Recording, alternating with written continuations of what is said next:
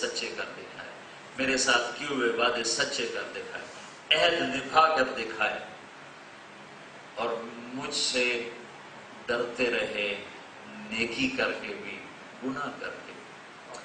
بعضوں کو شیطان نیکی میں تکبر دے دیتا ہے، وہ متکبر ہو جاتے۔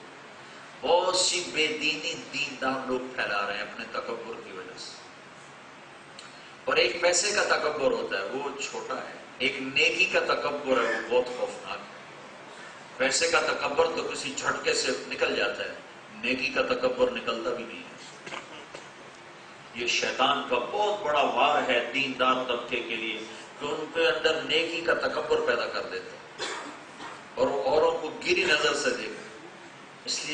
اس لیے کبھی کسی کے عیب مت بولا کرو، کبھی کسی کی برائی مت اچھالا کرو۔ نیک سے نیک آدمی بھی خطا کرتا ہے، دیکھو یہ کیا کرتے ہیں، دیکھو وہ کیا کرتا ہے، دیکھو وہ کیا کرتی ہے، اس سے تالا لگا لو ورنہ اللہ رسوا کر دے گا قیامت کے دن۔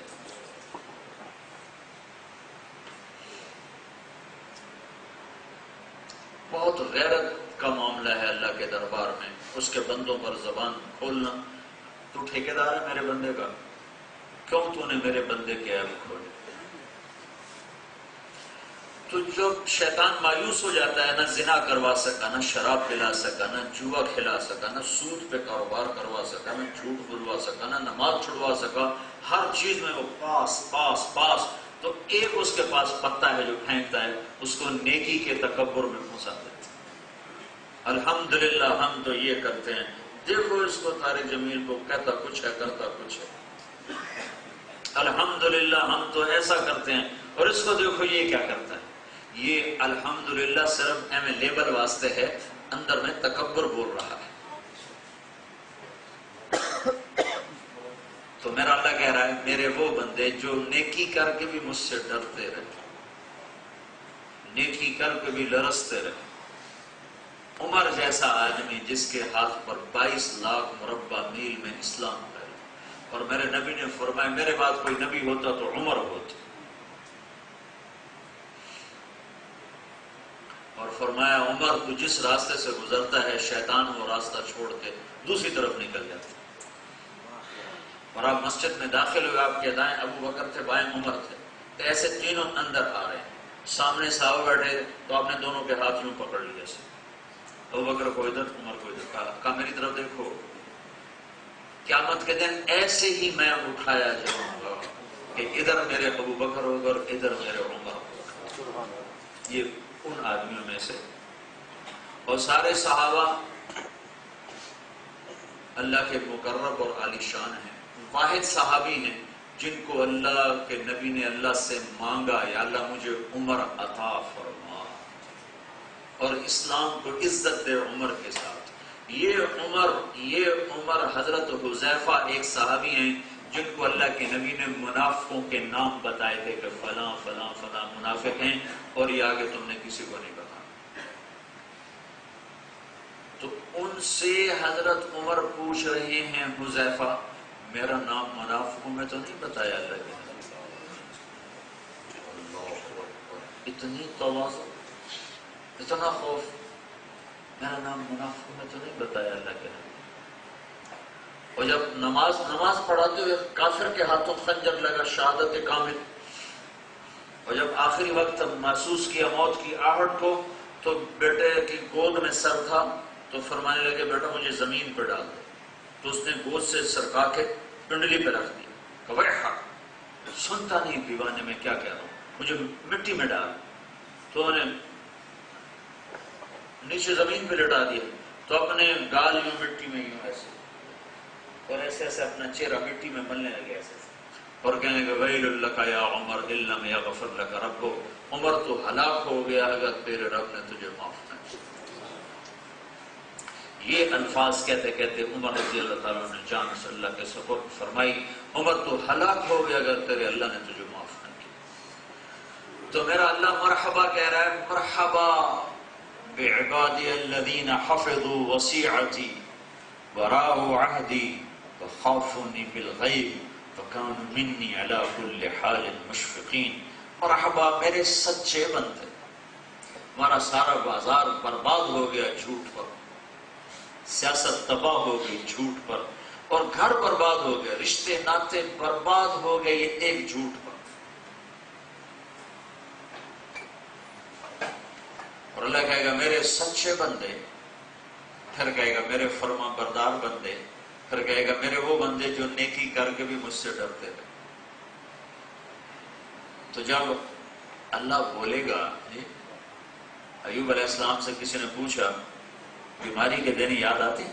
18 سال بیماری دیکھی، جسم میں کیڑے پڑ گئے، یہ بات ایسی فضول ہے۔ نبی کو اللہ کبھی ایسا نہیں کرتا کہ اس سے کراہت محسوس ہو۔ نبی ہمیشہ خوبصورت ہوگا، نبی ہمیشہ جسمانی عیب سے پاک ہوگا، نبی ہمیشہ عالی خاندان ہوگا، نبی ہمیشہ حسین شکل ہوگا، اس میں کوئی کمی اللہ نہیں چھوڑے، ظاہری شخصیت مکمل ہے۔